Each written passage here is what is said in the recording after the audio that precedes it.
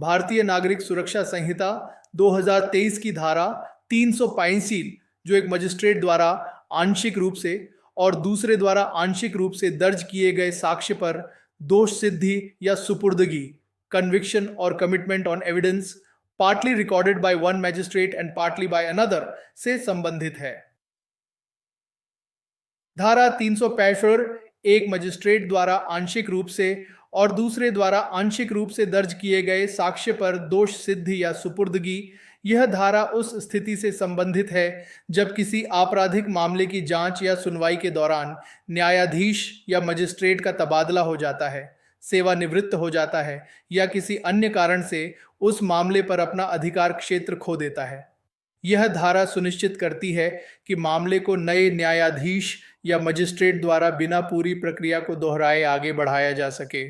एक, जब भी कोई न्यायाधीश या मजिस्ट्रेट किसी जांच या विचारण में पूरे या किसी भाग के साक्ष्य को सुनने और दर्ज करने के बाद उसमें अधिकार क्षेत्र का प्रयोग करना बंद कर देता है और उसके बाद कोई अन्य न्यायाधीश या मजिस्ट्रेट आता है जिसके पास ऐसा अधिकार क्षेत्र है और जो उसका प्रयोग करता है, तो पदभार ग्रहण करने वाला न्यायाधीश या मजिस्ट्रेट उसके पूर्ववर्ती द्वारा दर्ज किए गए साक्ष्य पर या उसके पूर्ववर्ती द्वारा आंशिक रूप से और स्वयं द्वारा आंशिक रूप से दर्ज किए गए साक्ष्य पर कार्य कर सकता है।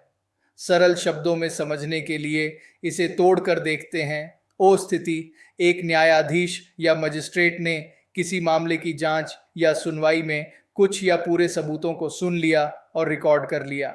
ओ बदलाव, फिर वह न्यायाधीश या मजिस्ट्रेट उस मामले पर अपना काम करना बंद कर देता है, जैसे ट्रांसफर, रिटायरमेंट, बीमारी आदि के कारण। ओ नया अधिकारी, और उसकी जगह कोई दूसरा न्यायाधीश या मजिस्ट्रेट आता है जिसके पास उस मामले पर काम करने का अधिकार है। ओ नए अधिकारी की शक्ति, नया न्यायाधीश या मजिस्ट्रेट पिछली दर्ज की गई गवाही का उपयोग कर सकता है। इसका मतलब है कि उसे सारे गवाहों को दोबारा बुलाकर शुरू से गवाही लेने की जरूरत नहीं है। वह पिछले अधिकारी द्वारा दर्ज किए गए साक्ष्य पर या आंशिक रूप से पिछले अधिकारी द्वारा और आंशिक रूप से खुद के द्वारा दर्ज किए गए साक्ष्य पर भरोसा कर सकता है। परंतु यदि पदभार ग्रहण करने वाले न्यायाधीश या मजिस्ट्रेट की राय है कि न्याय के हित में किसी ऐसे गवाह की जिसके साक्ष्य पहले ही दर्ज किए जा चुके हैं आगे की परीक्षा आवश्यक है, तो वह ऐसे किसी भी गवाह को दोबारा बुला सकता है और ऐसी आगे की परीक्षा, प्रतिपरीक्षा और पुनः परीक्षा यदि कोई हो के बाद जैसा वह अनुमति दे, गवाह को उन्मोचित कर दिया जाएगा। सरल शब्दों में, ओ सुरक्षा उपाय। हालांकि नया अधिकारी पुरानी गवाही का उपयोग कर सकता है, लेकिन न्याय सुनिश्चित करने के लिए एक महत्वपूर्ण शर्त है। ओ दोबारा बुलाने की शक्ति। यदि नए न्यायाधीश या मजिस्ट्रेट को लगता है कि किसी पुराने गवाह से आगे की पूछताछ, फर्दर एग्जामिनेशन करना जरूरी है, तो वह उस गवाह को दोबारा बुला सकता है, रीसमन। ओ पूरी पूछताछ, उस गवाह से फिर से पूछताछ, एग्जामिनेशन, जिरह, क्रॉस एग्जामिनेशन और पुनः पूछताछ, री एग्जामिनेशन की जा सकती है, जैसा न्यायालय अनुमति दे। इसके बाद गवाह को उन्मोचित छोड़ दिया जाएगा। महत्व, यह सुनिश्चित करता है कि न्याय के हित में कोई चूक न हो और नए न्यायाधीश या मजिस्ट्रेट को मामले की पूरी समझ हो, जबकि अनावश्यक पुनरावृत्ति से भी बचा जा सके।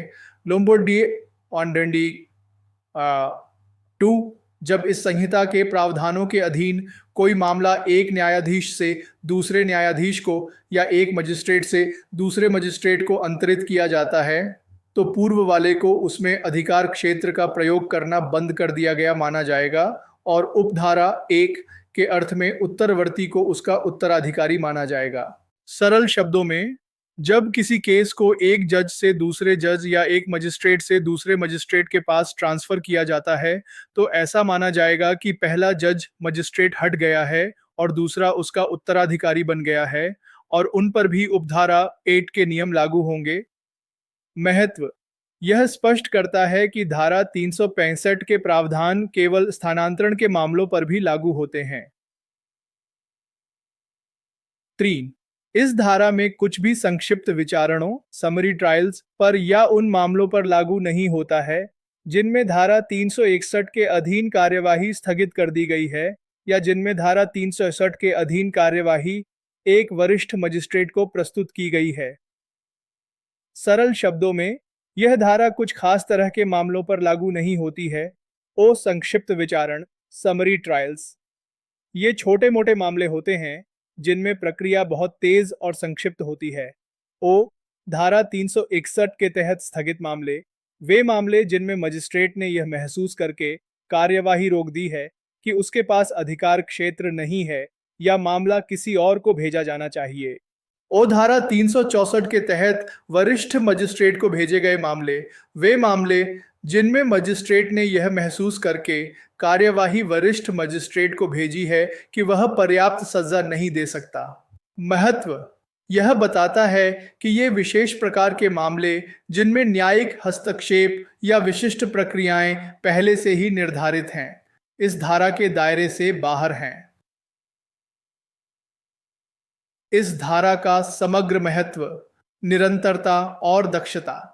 यह धारा न्यायिक कार्यवाही की निरंतरता सुनिश्चित करती है, भले ही न्यायिक अधिकारी बदल जाए, जिससे अनावश्यक देरी और संसाधनों की बर्बादी से बचा जा सके। निष्पक्षता और न्याय, यह न्यायाधीश मजिस्ट्रेट को पुराने साक्ष्य पर कार्य करने की अनुमति देकर दक्षता लाती है, जबकि न्याय के हित में गवाहों को दोबारा बुलाने की शक्ति देकर निष्पक्षता भी सुनिश्चित करती है। लचीलापन, यह न्यायिक प्रणाली को अधिकारियों के स्थानांतरण या अन्य कारणों से होने वाले परिवर्तनों के अनुकूल होने में सक्षम बनाती है। न्यायिक अर्थव्यवस्था, यह प्रक्रिया को दोहराने के बोझ से बचाती है, जिससे न्यायिक अर्थव्यवस्था को बढ़ावा मिलता है।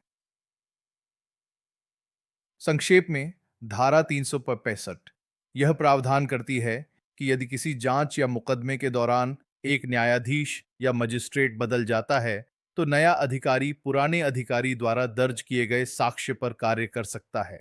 हालांकि यदि नए अधिकारी को न्याय के हित में आवश्यक लगता है, तो वह किसी भी गवाह को दोबारा बुलाकर उसकी आगे की परीक्षा कर सकता है।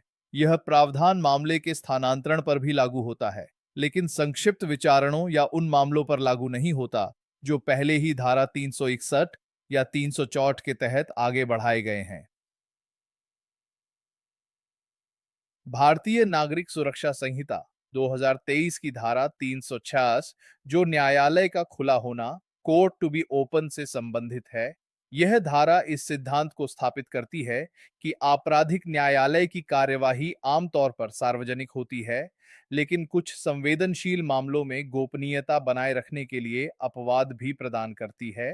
गंभीर धारा 366, न्यायालय का खुला होना, एक वह स्थान जिसमें किसी आपराधिक न्यायालय को किसी अपराध की जांच करने या विचारण करने के प्रयोजन से आयोजित किया जाता है, एक खुला न्यायालय माना जाएगा, जहां तक सार्वजनिक रूप से सुविधाजनक रूप से समाहित हो सके, आम जनता को पहुंच हो सकती है।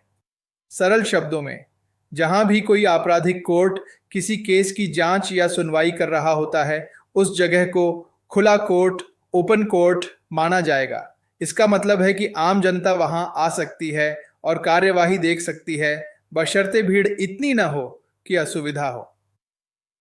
महत्व, यह न्यायिक प्रक्रिया में पारदर्शिता सुनिश्चित करता है, जिससे जनता का न्याय प्रणाली में विश्वास बना रहता है।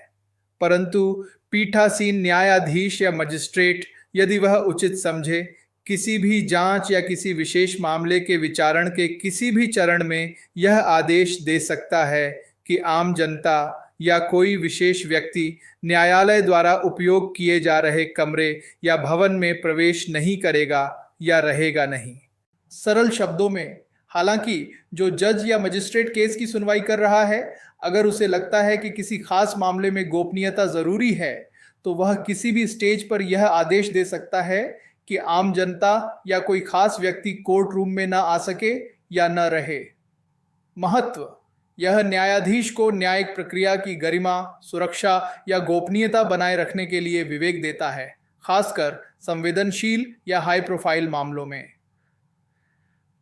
तो उपधारा वर्क में किसी भी बात के होते हुए भी बलात्कार या भारतीय न्याय संहिता 2023 का 45 की धारा 64 धारा 65, धारा 66, धारा 67, धारा 68, धारा 70 या धारा 71 के अधीन या लैंगिक अपराधों से बच्चों का संरक्षण अधिनियम 2012 का 23 की धारा 4, 6, 8 या धारा 10 के अधीन किसी अपराध की जांच और विचारण कैमरा में आयोजित किया जाएगा। सरल शब्दों में उपधारा 1 में जो भी कहा गया है उसके बावजूद बलात्कार, रेप और कुछ खास यौन अपराधों जो बीएनएस की बताई गई धाराओं और पॉक्सो एक्ट की बताई गई धाराओं के तहत आते हैं कि जांच और सुनवाई कैमरा में इन कैमरा की जाएगी। कैमरा में का मतलब है कि कार्यवाही बंद कमरे में गोपनीय तरीके से होगी जहां सिर्फ केस से जुड़े लोग ही मौजूद होंगे। महत्व: यह पीड़ित, विशेषकर यौन उत्पीड़न के मामलों में, की गोपनीयता और गरिमा की रक्षा करता है, उन्हें अदालत के सामने गवाही देने में सहज महसूस कराने में मदद करता है। परंतु पीठासीन न्यायाधीश यदि वह उचित समझे या किसी भी पक्ष द्वारा किए गए आवेदन पर किसी विशेष व्यक्ति को न्यायालय द्वारा उपयोग किए जा रहे कमरे या भवन में प्रवेश करने या रहने की अनुमति दे सकता है। सरल शब्दों में, लेकिन अगर जज को ठीक लगे या केस के किसी भी पक्ष, पीड़ित या आरोपी द्वारा अनुरोध करने पर जज किसी खास व्यक्ति को बंद कमरे की कार्यवाही में मौजूद रहने की अनुमति दे सकता है। महत्व: यह लचीलापन प्रदान करता है जिससे पीड़ित या आरोपी के समर्थन में किसी विश्वसनीय व्यक्ति को मौजूद रहने की अनुमति मिल सके, परंतु यह और कि कैमरा में विचारण जहां तक व्यावहारिक हो, एक महिला न्यायाधीश या मजिस्ट्रेट द्वारा आयोजित किया जाएगा। सरल शब्दों में, जहां तक संभव हो, बंद कमरे में होने वाले ऐसे संवेदनशील मुकदमों की सुनवाई एक महिला जज या मजिस्ट्रेट द्वारा की जानी चाहिए। महत्व: यह पीड़ित, विशेषकर महिला पीड़ित के लिए एक अधिक सहायक और संवेदनशील वातावरण बनाने की कोशिश करता है। अब दैनिक से 3, जहां उपधारा 2 के अधीन कोई कार्यवाही आयोजित की जाती है, वहां न्यायालय की पूर्व अनुमति के बिना ऐसी किसी भी कार्यवाही से संबंधित किसी भी मामले को मुद्रित या प्रकाशित करना किसी भी व्यक्ति के लिए वैध नहीं होगा। सरल शब्दों में, जब बंद कमरे में कार्यवाही होती है उपधारा 2 के तहत, तो कोर्ट की पहले से अनुमति लिए बिना कोई भी व्यक्ति उन कार्यवाहियों से संबंधित कोई भी जानकारी प्रिंट या प्रकाशित नहीं कर सकता है। महत्व: यह पीड़ित की गोपनीयता की रक्षा के लिए एक महत्वपूर्ण प्रावधान है और सुनिश्चित करता है कि संवेदनशील जानकारी सार्वजनिक न हो, परंतु बलात्कार के अपराध से संबंधित विचारण की कार्यवाही के मुद्रण या प्रकाशन पर प्रतिबंध पार्टियों के नाम और पते की गोपनीयता बनाए रखते हुए हटाया जा सकता है। सरल शब्दों में, लेकिन बलात्कार के मामलों में मुकदमे की कार्यवाही को छापने या प्रकाशित करने पर लगा प्रतिबंध हटाया जा सकता है, बशर्ते पीड़ित और आरोपी के नाम और पते को गोपनीय रखा जाए। यानी खबर छाप सकते हैं लेकिन पहचान उजागर नहीं कर सकते। महत्व: यह सार्वजनिक हित में जानकारी के प्रसार की अनुमति देता है, जैसे अपराध की गंभीरता पर जागरूकता बढ़ाना, जबकि पीड़ित की पहचान की सुरक्षा भी करता है। इस धारा का समग्र महत्व: पारदर्शिता बनाम गोपनीयता। यह धारा न्यायिक प्रणाली में पारदर्शिता के सामान्य सिद्धांत और कुछ संवेदनशील मामलों, विशेषकर यौन अपराधों में गोपनीयता की आवश्यकता के बीच संतुलन बनाती है। पीड़ितों की सुरक्षा: यौन अपराधों में इन कैमरा सुनवाई और पहचान छिपाने का प्रावधान पीड़ितों को न्याय मांगने और गवाही देने में अधिक सहज महसूस कराने के लिए डिजाइन किया गया है। न्यायिक विवेक: यह न्यायाधीशों को अपनी अदालतों में व्यवस्था बनाए रखने और कुछ परिस्थितियों में सार्वजनिक पहुंच को प्रतिबंधित करने का विवेक देती है। मीडिया विनियमन: यह यौन अपराधों से संबंधित अदालती कार्यवाही के प्रकाशन को विनियमित करती है ताकि पीड़ितों की पहचान उजागर न हो। लैंगिक संवेदनशीलता: महिला न्यायाधीश या मजिस्ट्रेट द्वारा सुनवाई का प्रावधान लैंगिक संवेदनशीलता को दर्शाता है। संक्षेप में धारा 366 कहती है कि आपराधिक न्यायालय आमतौर पर जनता के लिए खुले होते हैं, लेकिन पीठासीन अधिकारी न्याय के हित में सार्वजनिक पहुंच को प्रतिबंधित कर सकता है। हालांकि बलात्कार और कुछ अन्य यौन अपराधों की सुनवाई अनिवार्य रूप से बंद कमरे में इन कैमरा की जाएगी, अधिमानतः एक महिला न्यायाधीश द्वारा। ऐसी कार्यवाही से संबंधित किसी भी जानकारी को अदालत की अनुमति के बिना प्रकाशित नहीं किया जा सकता, सिवाय बलात्कार के मामलों में, जहां पार्टियों के नाम और पते को गोपनीय रखते हुए प्रकाशन की अनुमति दी जा सकती है। भारतीय नागरिक सुरक्षा संहिता 2023 की धारा 367, जो अभियुक्त के विकृत चित्त का व्यक्ति होने की स्थिति में प्रक्रिया procedure in case of accused being person of unsound mind से संबंधित है। धारा 363 अभियुक्त के विकृत चित्त का व्यक्ति होने की स्थिति में प्रक्रिया। यह धारा उन महत्वपूर्ण प्रक्रियाओं को निर्धारित करती है जिनका पालन तब किया जाना चाहिए जब एक मजिस्ट्रेट को संदेह हो कि कोई अभियुक्त विकृत चित्त मानसिक रूप से अस्वस्थ है और इसलिए अपना बचाव करने में असमर्थ है। इसका उद्देश्य ऐसे व्यक्तियों के अधिकारों की रक्षा करना और यह सुनिश्चित करना है कि न्याय की प्रक्रिया उनके मानसिक स्वास्थ्य की स्थिति के प्रति संवेदनशील हो। 1. जब कोई मजिस्ट्रेट जो किसी जांच का संचालन कर रहा है यह मानने का कारण रखता है कि जिस व्यक्ति के खिलाफ जांच की जा रही है वह विकृत चित्त का व्यक्ति है और परिणाम स्वरूप अपना बचाव करने में असमर्थ है, तो मजिस्ट्रेट ऐसी विकृत चित्त की बात की जांच करेगा और ऐसे व्यक्ति की जिले के सिविल सर्जन या राज्य सरकार द्वारा निर्देशित किसी अन्य चिकित्सा अधिकारी द्वारा परीक्षा करवाएगा और तत्पश्चात ऐसे सर्जन या अन्य चिकित्सा अधिकारी को गवाह के रूप में परीक्षित करेगा और परीक्षा को लिखित में दर्ज करेगा। सरल शब्दों में, अगर कोई मजिस्ट्रेट किसी केस की जांच कर रहा है और उसे लगता है कि आरोपी मानसिक रूप से ठीक नहीं है और इस वजह से अपना बचाव नहीं कर सकता, तो मजिस्ट्रेट को इस मानसिक अस्वस्थता की जांच करनी होगी। उस व्यक्ति की जांच जिले के सिविल सर्जन या किसी अन्य सरकारी डॉक्टर से करवानी होगी। फिर उस डॉक्टर को गवाह के रूप में बुलाकर उससे पूछताछ करनी होगी और डॉक्टर की पूरी गवाही को लिखित में दर्ज करना होगा। महत्व यह सुनिश्चित करता है कि मानसिक स्वास्थ्य के मुद्दे को गंभीरता से लिया जाए और चिकित्सा राय के आधार पर उचित प्रक्रिया शुरू की जाए।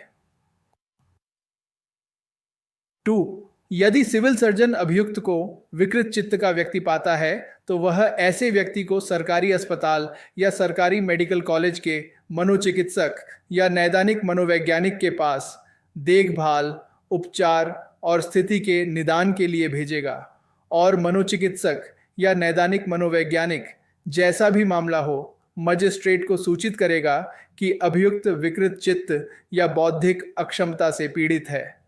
सरल शब्दों में, अगर सिविल सर्जन जांच के बाद पाता है कि आरोपी मानसिक रूप से अस्वस्थ है तो वह उसे सरकारी अस्पताल या मेडिकल कॉलेज के किसी मनोचिकित्सक, साइकाइट्रिस्ट या नैदानिक मनोवैज्ञानिक, क्लिनिकल साइकोलॉजिस्ट के पास भेज देगा। यह रेफरल देखभाल, उपचार और उसकी स्थिति की पूरी जानकारी निदान के लिए होगा। मनोचिकित्सक या मनोवैज्ञानिक फिर मजिस्ट्रेट को बताएगा कि क्या आरोपी विकृत चित्त से ग्रस्त है या बौद्धिक अक्षमता, इंटेलेक्चुअल डिसेबिलिटी से।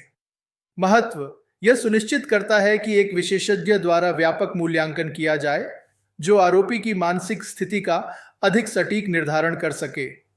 परंतु यदि अभियुक्त यथास्थिति मनोचिकित्सक या नैदानिक मनोवैज्ञानिक द्वारा मजिस्ट्रेट को दी गई जानकारी से व्यथित है तो वह चिकित्सा बोर्ड के समक्ष अपील कर सकता है, जिसमें शामिल होंगे निकटतम सरकारी अस्पताल में मनोरोग इकाई का प्रमुख और निकटतम सरकारी मेडिकल कॉलेज में मनोरोग विभाग का एक संकाय सदस्य। सरल शब्दों में, अगर आरोपी को लगता है कि मनोचिकित्सक मनोवैज्ञानिक की रिपोर्ट सही नहीं है तो वह मेडिकल बोर्ड के सामने अपील कर सकता है। इस बोर्ड में निकटतम सरकारी अस्पताल के मनोरोग विभाग का प्रमुख और निकटतम सरकारी मेडिकल कॉलेज के मनोरोग विभाग का एक प्रोफेसर शामिल होंगे। महत्व, यह आरोपी को विशेषज्ञ की राय को चुनौती देने का अधिकार देता है, जिससे उसके अधिकारों की सुरक्षा सुनिश्चित होती है। 3. ऐसी परीक्षा और जांच लंबित रहने तक मजिस्ट्रेट ऐसे व्यक्ति के साथ धारा 359 के प्रावधानों के अनुसार व्यवहार कर सकता है। सरल शब्दों में, जब तक आरोपी की जांच और मानसिक स्थिति का निर्धारण चल रहा है, तब तक मजिस्ट्रेट उसके साथ धारा 359 में बताए गए तरीके से व्यवहार कर सकता है। धारा 359 में हिरासत और चिकित्सा देखभाल से संबंधित प्रावधान हैं। महत्व, यह सुनिश्चित करता है कि जांच लंबित रहने के दौरान भी आरोपी के साथ कानूनी और मानवीय तरीके से व्यवहार किया जाए। 4. यदि मजिस्ट्रेट को सूचित किया जाता है कि उपधारा 2 में संदर्भित व्यक्ति विकृत चित्त का व्यक्ति है, तो मजिस्ट्रेट आगे यह निर्धारित करेगा कि क्या विकृत चित्त अभियुक्त को बचाव में प्रवेश करने में असमर्थ बनाता है, और यदि अभियुक्त ऐसा अक्षम पाया जाता है तो मजिस्ट्रेट इस आशय का निष्कर्ष दर्ज करेगा और अभियोजन द्वारा प्रस्तुत साक्ष्य के रिकॉर्ड की जांच करेगा और अभियुक्त के अधिवक्ता को सुनने के बाद, लेकिन अभियुक्त से बिना पूछताछ किए, यदि उसे लगता है कि अभियुक्त के खिलाफ कोई प्रथम दृष्टया मामला नहीं बनता है, तो वह जांच को स्थगित करने के बजाय अभियुक्त को उन्मोचित कर देगा और उसके साथ धारा 359 के अधीन प्रदान किए गए तरीके से व्यवहार करेगा। सरल शब्दों में, ओ, यदि मजिस्ट्रेट को विशेषज्ञ से रिपोर्ट मिलती है कि आरोपी विकृत चित्त का है, ओ, तो मजिस्ट्रेट को यह पता लगाना होगा कि क्या यह मानसिक अस्वस्थता उसे अपना बचाव करने से रोक रही है। ओ, अगर हां, तो मजिस्ट्रेट यह निष्कर्ष रिकॉर्ड करेगा। ओ, वह अभियोजन के सबूतों की जांच करेगा और आरोपी के वकील की बात सुनेगा, लेकिन सीधे आरोपी से कोई सवाल नहीं पूछेगा। ओ, अगर उसे लगता है कि आरोपी के खिलाफ कोई प्रथम दृष्टया मामला, प्राइमा फेसी केस नहीं बनता है, यानी पहली नजर में कोई केस नहीं है, तो वह जांच को रोकेगा नहीं, बल्कि आरोपी को उन्मोचित डिस्चार्ज कर देगा। ओ, और उसके साथ धारा 359 के अनुसार व्यवहार करेगा। महत्व, यह एक महत्वपूर्ण सुरक्षा उपाय है। यह सुनिश्चित करता है कि यदि कोई मानसिक रूप से अस्वस्थ व्यक्ति जिसके खिलाफ कोई ठोस मामला नहीं है, तो उसे अनावश्यक रूप से मुकदमे की लंबी प्रक्रिया में नहीं फंसाया जाए। परंतु यदि मजिस्ट्रेट को लगता है कि विकृत चित्त के बारे में निष्कर्ष निकाले गए अभियुक्त के खिलाफ प्रथम दृष्टया मामला बनता है, तो वह कार्यवाही को ऐसी अवधि के लिए स्थगित कर देगा जो मनोचिकित्सक या नैदानिक मनोवैज्ञानिक की राय में अभियुक्त के उपचार के लिए आवश्यक है, और अभियुक्त को धारा 359 के अधीन प्रदान किए गए तरीके से व्यवहार करने का आदेश देगा। सरल शब्दों में, ओ, लेकिन अगर मजिस्ट्रेट को लगता है कि मानसिक रूप से अस्वस्थ आरोपी के खिलाफ प्रथम दृष्टया मामला बनता है, यानी सबूत पर्याप्त लगते हैं, ओ, तो वह मुकदमे को कुछ समय के लिए स्थगित पोस्टपोन कर देगा। ओ, यह स्थगन तब तक होगा जब तक मनोचिकित्सक मनोवैज्ञानिक को लगता है कि आरोपी के इलाज के लिए जरूरी समय है। ओ, और आरोपी को धारा 359 के अनुसार व्यवहार करने का आदेश देगा, यानी इलाज के लिए हिरासत में रखेगा। महत्व, यह न्याय सुनिश्चित करता है कि अपराधी को, भले ही वह मानसिक रूप से अस्वस्थ हो, अगर उसके खिलाफ ठोस मामला है तो उसे उचित उपचार मिले और बाद में कानूनी प्रक्रिया का सामना करे। 5. यदि मजिस्ट्रेट को सूचित किया जाता है कि उपधारा 2 में संदर्भित व्यक्ति बौद्धिक अक्षमता वाला व्यक्ति है, तो मजिस्ट्रेट आगे यह निर्धारित करेगा कि क्या बौद्धिक अक्षमता अभियुक्त को बचाव में प्रवेश करने में असमर्थ बनाती है, और यदि अभियुक्त ऐसा अक्षम पाया जाता है तो मजिस्ट्रेट जांच को बंद करने का आदेश देगा और अभियुक्त के साथ धारा 359 के अधीन प्रदान किए गए तरीके से व्यवहार करेगा। सरल शब्दों में, ओ, यदि मजिस्ट्रेट को विशेषज्ञ से रिपोर्ट मिलती है कि आरोपी बौद्धिक अक्षमता इंटेलेक्चुअल डिसेबिलिटी से ग्रस्त है, ओ, और यह अक्षमता उसे अपना बचाव करने में असमर्थ बनाती है, ओ, तो मजिस्ट्रेट जांच को बंद क्लोजर करने का आदेश देगा। ओ, और आरोपी के साथ धारा 359 के अनुसार व्यवहार करेगा। आमतौर पर उसे किसी उचित संस्थान में भेजकर। महत्व: बौद्धिक अक्षमता वाले व्यक्तियों के प्रति विशेष संवेदनशीलता दिखाता है, यह स्वीकार करते हुए कि वे अपनी स्थिति के कारण पारंपरिक आपराधिक न्याय प्रणाली के लिए उपयुक्त नहीं हो सकते हैं। इस धारा का समग्र महत्व: मानवीय दृष्टिकोण: यह धारा मानसिक रूप से अस्वस्थ या बौद्धिक रूप से अक्षम व्यक्तियों के प्रति एक मानवीय और संवेदनशील दृष्टिकोण अपनाती है। यह सुनिश्चित करती है कि उन्हें उचित देखभाल और उपचार मिले, बजाय इसके कि उन्हें सीधे आपराधिक प्रक्रिया में धकेल दिया जाए। आत्म अपराध के विरुद्ध अधिकार: यह धारा अप्रत्यक्ष रूप से आत्म अपराध के विरुद्ध अधिकार की रक्षा करती है, क्योंकि एक मानसिक रूप से अस्वस्थ व्यक्ति से पूछताछ करना उसके अधिकारों का उल्लंघन हो सकता है। विशेषज्ञ की राय का महत्व: यह आपराधिक न्याय प्रक्रिया में चिकित्सा विशेषज्ञों, सिविल सर्जन, मनोचिकित्सक, नैदानिक मनोवैज्ञानिक की राय और भूमिका को मजबूत करती है। न्यायिक विवेक और जिम्मेदारी: मजिस्ट्रेट को आरोपी की मानसिक स्थिति का पता लगाने, चिकित्सा राय पर विचार करने और उचित कार्रवाई करने की महत्वपूर्ण जिम्मेदारी और विवेक देती है। उचित सजा और पुनर्वास: यह आपराधिक प्रक्रिया को अपराधियों के पुनर्वास और उनकी मानसिक स्वास्थ्य आवश्यकताओं को संबोधित करने के उद्देश्य से जोड़ती है। बौद्धिक अक्षमता पर विशेष ध्यान: बौद्धिक अक्षमता वाले व्यक्तियों के लिए अलग प्रावधान उनकी विशिष्ट कमजोरियों को पहचानता है। संक्षेप में, धारा 367 एक विस्तृत प्रक्रिया निर्धारित करती है जब एक मजिस्ट्रेट को संदेह हो कि कोई अभियुक्त मानसिक रूप से अस्वस्थ या बौद्धिक रूप से अक्षम है और अपना बचाव करने में असमर्थ है। इसमें चिकित्सा जांच, विशेषज्ञ की राय लेना और यदि आवश्यक हो तो मामले को स्थगित करना, आरोपी को उन्मोचित करना या जांच बंद करना शामिल है। साथ ही आरोपी को धारा 359 के अनुसार मानवीय देखभाल और उपचार के लिए भेजना शामिल है।